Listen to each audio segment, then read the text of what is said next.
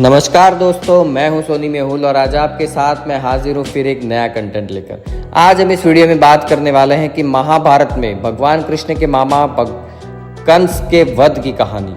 आज मैं इस वीडियो में आपको कंस के वध की पूरी कहानी बताऊंगा, तो बने रहिए मेरे साथ एंड तक इस वीडियो में। प्राचीन धर्म ग्रंथों और वेद पुराणों के अनुसार भगवान श्री कृष्ण की अनेक लीलाएं प्रसिद्ध हैं, जिनमें सबसे महत्वपूर्ण और प्रसिद्ध कथा है कंस के वध की। एक व्यंग्यकार के अनुसार मामा दो ही प्रकार के होते हैं, एक शकुनी मामा जो महाभारत काल में कौरव और पांडवों के मामा थे, दूसरे कंस मामा जो भगवान कृष्ण और बलराम जी के मामा थे। कंस के वध के बारे में तो जानकारी व्यापक रूप से फैली हुई है, परंतु उसका जन्म कहाँ और किन परिस्थितियों में हुआ इसका जिक्र कम ही होता है। अतः कंस के जन्म, जीवन काल और उसके वध की संपूर्ण कथा इस वीडियो में आपको सुनने को जरूर मिलेगी। माथुर क्षेत्र में एक मथुरा नगरी थी और वहां के राजा थे महाराजा उग्रसेन, जो कि यदुवंशी राजा थे, और उसी समय विदर्भ देश के राजा थे महाराजा सत्यकेतु। उनकी एक पुत्री थी जिनका नाम था पद्मावती। कहा जाता है कि पद्मावती एक सर्वगुण संपन्न कन्या थी। महाराज सत्यकेतु ने अपनी पुत्री पद्मावती का विवाह मथुरा नरेश उग्रसेन से करा दिया और महाराज उग्रसेन भी पद्मावती से बहुत प्रेम करने लगे, यहाँ तक कि वे पद्मावती के बिना भोजन तक ग्रहण नहीं करते थे। कुछ समय पश्चात महाराज सत्यकेतु को अपनी बेटी पद्मावती की याद आने लगी और उन्होंने अपनी पुत्री को कुछ दिनों के लिए मायके बुलाने हेतु एक दूत को महाराज उग्रसेन के पास भेजा। उस दूत ने महाराज उग्रसेन की कुशल क्षेम पूछी और फिर उसने महाराज सत्यकेतु की मनस्थिति के बारे में महाराज उग्रसेन को बताया, और तब महाराज उग्रसेन ने उनकी प्रार्थना को स्वीकार करते हुए अपनी प्रिय पत्नी को अपने पिता के पास जाने हेतु सहमति प्रदान की और पद्मावती अपने पिता के घर चली गई। एक दिन पद्मावती अपने मनोरंजन हेतु पर्वत पर घूमने के लिए चली गई। वहां तलहटी में सुंदर सा वन था और तालाब भी। उस तालाब का नाम था सर्वतोभद्रा। पद्मावती उस वन और तालाब की सुंदरता को देखकर बहुत प्रसन्न हुई और तालाब में उतरकर पानी के साथ अटखेलियां करने लगी। उसी समय आकाश मार्ग से एक गोबिल नामक दैत्य निकला और उसकी नजर अटखेलियां करती हुई पद्मावती पर पड़ी और वो उस पर मंत्रमुग्ध हो गया। गोबिल दैत्य के पास चमत्कारी शक्तियां थी। इसकी सहायता से उसने पद्मावती के बारे में पूरी जानकारी प्राप्त कर ली और ये भी जान लिया कि वह एक पतिव्रता स्त्री है। इसलिए उसने अपना रूप बदलकर महाराज उग्रसेन का वेश धारण किया। अब वो पर्वत पर बैठकर गीत गाने लगा और उस मधुर गीत को सुनकर रानी पद्मावती मुग्ध होकर उसकी दिशा में गई और महाराज उग्रसेन को देखकर अचंभित हो गई और उसने पूछा कि आप यहाँ कब आए। तब उस दैत्य ने गोबिल ने जवाब दिया कि वह अपनी पत्नी के बिना नहीं रह सकते। तब पद्मावती उस दैत्य के करीब पहुंची और प्रेम करते समय उसकी नजर उस दैत्य के शरीर पर बने एक निशान पर पड़ी, जो महाराज उग्रसेन के शरीर पर नहीं था। और तब उसने उससे पूछा तो पता चला कि वो एक दैत्य है। तब उस गोबिल दैत्य ने कहा कि उन दोनों के इस प्रकार मिलन से जो पुत्र जन्म लेगा वो तीनों लोकों में त्राही मचा देगा और लोग उसके अत्याचारों से बहुत दुखी होंगे। इस घटना के बाद जब पद्मावती अपने पिता के घर लौटी तो उन्होंने पूरी बात बताई।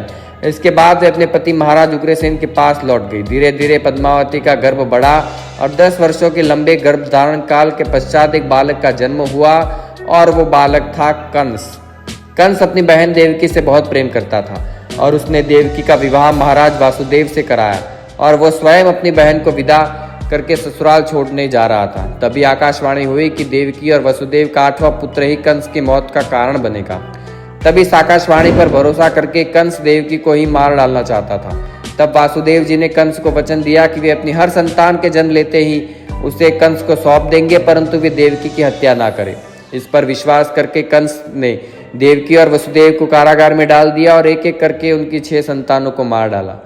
7वीं संतान के जन्म लेने के कुछ समय पूर्व भगवान श्री हरि विष्णु ने देवी योग माया की मदद से देवकी के गर्भ को वसुदेव जी की पहली पत्नी रोहिणी के गर्भ में स्थापित कर दिया और ये पुत्र बलराम कहलाए।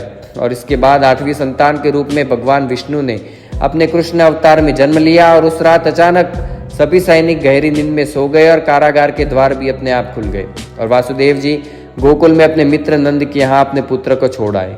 इस प्रकार नंद बाबा और उनकी पत्नी यशोदा ने ही भगवान कृष्ण का पालन पोषण किया। इस दौरान कंस ने उन्हें मारने के अनेक प्रयास किए, परंतु सब विफल हो गए। तब कंस ने अपने मंत्री और रिश्तेदार अक्रूर को कृष्ण और बलराम को लेने के लिए भेजा। वो अपने राज्य में उत्सव का आयोजन करके इसमें दोनों भाइयों को बुलाकर मार डालने की योजना बनाकर बैठा था। जब अक्रूर जी कृष्ण और बलराम को लेने गोकुल पहुंचे तो कोई भी गोकुलवासी नहीं चाहता था कि वे गोकुल छोड़कर चले गए जाए। तब भगवान कृष्ण ने उन्हें समझाया कि यह उनके जीवन का एक महत्वपूर्ण चरण है और इसी उद्देश्य हेतु उन्होंने जन्म लिया है। इस प्रकार समझाने के बाद अक्रूर के साथ वो दोनों भाई कंस के राज्य में आ गए। कृष्ण और बलराम जी के मथुरा पहुंचने पर कंस ने योजनानुसार एक मदमस्त और पागल हाथी को दोनों भाइयों पर छोड़ दिया। हाथी कृष्ण और बलराम की ओर दौड़ पड़ा और मार्ग में अपने आने वाली हर वस्तु को नष्ट कर दिया।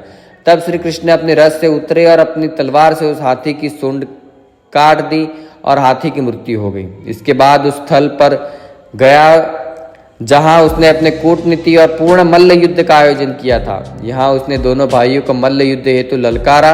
इस युद्ध में हार का अर्थ था मृत्यु और इसमें कंस की ओर से राक्षसों के कुशल योद्धा मुष्टिक और चाणूर मल्ल में हिस्सा ले रहे थे। इनमें से मुष्टिक पर बलराम ने मल्ल प्रहार करना प्रारंभ किए और चाणूर पर भगवान श्री कृष्ण ने। कुछ और ही समय पश्चात मुष्टिक और चाणूर की मृत्यु हो गई। कंस ये घटना देखकर हैरान था। तब श्री कृष्ण ने कंस को ललकारा कि हे कंस मामा, अब आपके पापों का घड़ा भर चुका है और आपकी मृत्यु का समय आ गया है। ये सुनते ही वहां उपस्थित सभी लोगों ने चिल्लाना शुरू कर दिया कि कंस को मार डालो, क्योंकि वे सब भी कंस के अत्याचारों से दुखी थे।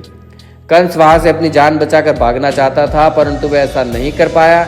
तब श्री कृष्ण ने उस पर प्रहार किए और उससे अपने अत्याचारों की याद दिलाने लगे कि कैसे कैसे उसने मासूम बच्चों की हत्याएं की, कृष्ण की माता देवकी और पिता वासुदेव जी को बंदी बनाकर रखा, उनकी संतानों की हत्या की, अपने स्वयं के पिता महाराज उग्रसेन को बंदी बनाया और स्वयं राजा बन बैठा, जनता पर कैसे जुल्म किए और उसने साथ अन्याय किए। इसके बाद भगवान श्री कृष्ण ने अपने सुदर्शन चक्र से कंस के सर को धड़ से अलग कर दिया और उसका वध कर दिया। तो दोस्तों, इस वीडियो में बात की कंस के वध के बारे में। मुझे उम्मीद है वीडियो पसंद आया होगा, तो लाइक शेयर सब्सक्राइब करें। मिलते हैं नए वीडियो के साथ। धन्यवाद।